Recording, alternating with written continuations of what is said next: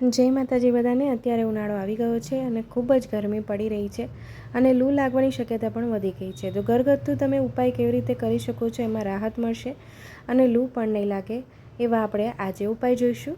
તો ચાલો આજનો વિડીયો તમે છેક સુધી જોજો અને જો મારી માહિતી ગમે તો તમારા મિત્રો સુધી પણ પહોંચાડશો। ઉનાળામાં લૂ લાગે ત્યારે કરો આ ઘરગથ્થુ ઉપાય, તરત જ રાહત મળશે। ઉનાળામાં લૂ લાગવાથી તાવ આવે છે અને શરીરમાં પાણીની ઉણપ થઈ શકે છે। ઉનાળામાં લૂ લાગે ત્યારે ઘરગથ્થુ ઉપચાર કરવાથી સાજા થઈ શકાય છે। ઉનાળામાં લૂથી બચવાના ઉપાય જાણો। પુષ્કળ પાણી પીવો, તડકામાં નીકળવાનું ટાળો। ઉનાળામાં લૂથી બચવાનો સરળ ઉપાય પણ છે। તડકામાં ઘરની બહાર નીકળવાનું ટાળવું જોઈએ, કારણ કે બહાર નીકળવાથી ગરમ હવા લાગે છે અને લૂ જલ્દી લાગવાની શક્યતા વધી જાય છે। ઉનાળામાં બપોરના સમયે ભયંકર તડકામાં બહાર નીકળવું જ નહીં। બપોર 1 થી 6 વાગ્યા સુધી આકરો તડકો પડે અને હવામાં પણ ગરમ હોય છે। આવા સમયે જો તમે ઘરની બહાર નીકળો છો તો લૂ લાગવાની સંભાવના વધી જાય છે।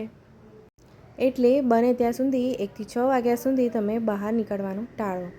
ઉપરાંત ઉનાળામાં પુષ્કળ પ્રમાણમાં પાણી પીવાનું પણ રાખવું જોઈએ। લિક્વિડનું પ્રમાણ વધારે હશે શરીરમાં તો લૂ લાગવાની શક્યતા પણ ઘટી જશે।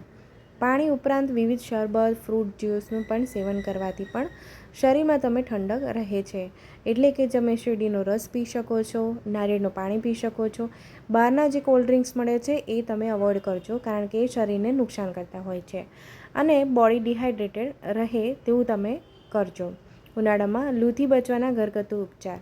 ડુંગળી અને ડુંગળીના રસનું સેવન।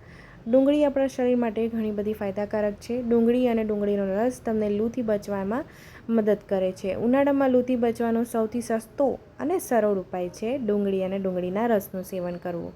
ઉનાળામાં ડુંગળી ખાવાની સલાહ આપવામાં આવે છે।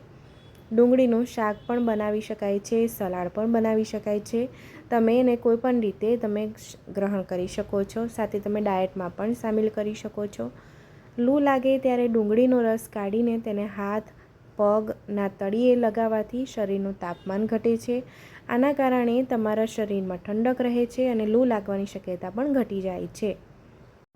બીજો એનો ઉપાય છે કે બીલાનો રસ। તો તમને બધાને પણ ખબર જ હશે કે બીલું શું છે। બીલું જે છે વિવિધ ઔષધીય ગુણોથી ભરપૂર હોય છે। બીલપત્રનું જે વૃક્ષ હોય છે એના ફળને બીલા કહેવામાં આવે છે। બીલામાં વિટામિન સીની સાથે ભરપૂર પ્રમાણમાં ફાઇબર પણ હોય છે।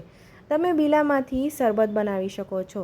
બીલાનું શરબત પીવાથી લૂથી બચી શકાય છે અને પાચન તંત્ર સંબંધિત બધી સમસ્યાઓમાં તમને દૂર થાય છે।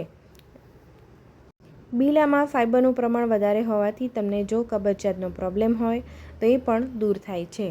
એટલે તમે બીલાનો શરબત પી શકો છો। બીલામાંથી તમે એમનેમ પાણી ઉમેરીને થોડું ઘણું સાકર ઉમેરીને શરબત બનાવી શકો છો। કોથમીર અને ફુદીનાનું શરબત। લૂ લાગે ત્યારે કોથમીર ફુદીનાનો રસ પીવો જોઈએ। કોથમીર અને ફુદીનાની પ્રકૃતિ ઠંડી છે, આથી ઉનાળામાં જો આ બંને ચીજવસ્તુ મિક્સ કરીને શરબત બનાવીને પીવાથી શરીરમાં ઠંડક થાય છે। તમે કોથમીર ફુદીનાની ચટણી પણ બનાવી શકો છો। શરબત ઉપરાંત તમે કોથમીર અને ફુદીનાની ચટણી બનાવી સેવન કરી શકાય છે, જેથી આપણા શરીરમાં ઠંડક આવે। ત્રીજો ઓપ્શન છે કે વરિયાળીનું શરબત। વરિયાળી ખૂબ જ એવી સરસ ઠંડી હોય છે અને ઉનાળામાં એનું સેવન કરવાથી તમારા શરીરમાં ઠંડક થાય છે। વરિયાળીનું શરબત ઉનાળાની ગરમીમાં ઠંડક આપે છે। વરિયાળીનું સેવન શરીરના તાપમાને જાળવી રાખે છે। વરિયાળીને તમે રાત્રે પાણીમાં પલાળીને પછી સવારે ઉઠીને તમે એ પાણીનું સેવન કરશો તો શરીરમાં ઠંડક થશે, લૂ લાગવાની શક્યતા પણ ઘટી જાય છે। વરિયાળીના શરબત હેલ્થ માટે ઘણું બધું ફાયદાકારક છે। ચોથું છે લીંબુનું શરબત। લીંબુમાં વિટામિન સીનું પ્રમાણ વધારે હોય છે। લીંબુ શરબત ઉનાળા માટે સૌથી શ્રેષ્ઠ ડ્રિંક માનવામાં આવે છે। એમાં વિટામિન સીનું પ્રમાણ વધારે હોય છે, ભરપૂર પ્રમાણમાં હોય છે। એટલે લીંબુનું શરબત પીવાથી તમારા શરીરમાં તરત જ એનર્જી મળે છે, તમારું ઇમ્યુનિટી બૂસ્ટિંગ થાય છે અને તમારા શરીરમાં પણ ઠંડક થાય છે। લીંબુ શરબત પીવાથી શરીરમાં તાજગી પણ અનુભવાય છે। મિત્રો, લીંબુ શરબત આપણે ઘણી એવી સરળ રીતે બનાવી શકાય છે, જેમાં વિટામિન સીનું પ્રમાણ વધારે હોય છે। આના કારણે તમે ફ્રેશ અનુભવો છો, તમારે ડિહાઇડ્રેશન પણ નહીં થાય। ઉપરાંત લીંબુનું શરબત ડિટોક્સિફિકેશનમાં પણ મદદ કરે છે। ઉનાળામાં લૂ લાગે ત્યારે આટલી કાળજી રાખવાથી તમારા શરીરમાં ઠંડક થાય છે, લૂથી બચી શકાય છે અને દર્દીને તરત જ આરામ થાય છે, ઠંડક મળે છે અને હવાની અવરજવરથી થતી જે પણ ઇન્ફેક્શન થાય છે એના પણ નથી થતા. દર્દીને લૂ લાગી હોય ત્યારે તમે તરત જ ઠંડકવાળી જગ્યા ઉપર હવાની અવરજવર થતી હોય તેવા રૂમમાં રાખવો જરૂરી છે. માથા પર, છાતી, પીઠ અને હાથ પગ પર બરફ લગાવો. જો બરફ ન હોય તો ભીના કાપડનો ઉપયોગ કરી શકાય છે. દર્દીને પૂરતા પ્રમાણમાં પાણી, લીંબુ શરબત અને વધારેમાં વધારે લિક્વિડ આપો, પ્રવાહી આપો, જેથી લૂ લાગવાની શક્યતા ઘટી જાય અને શરીરમાં ઠંડક થાય અને દર્દી જલ્દીથી સાજું થઈ જાય. જો તમને મારો વિડીયો ગમ્યો હોય તો લાઇક, શેર અને સબસ્ક્રાઈબ કરજો. તમારા મિત્રો સુધી પણ મારો વિડીયો પહોંચાડશો, જેથી આ બધી જ માહિતી એમને પણ બને ને લૂ લાગવાની શક્યતા એમનામાં પણ ઘટી જાય.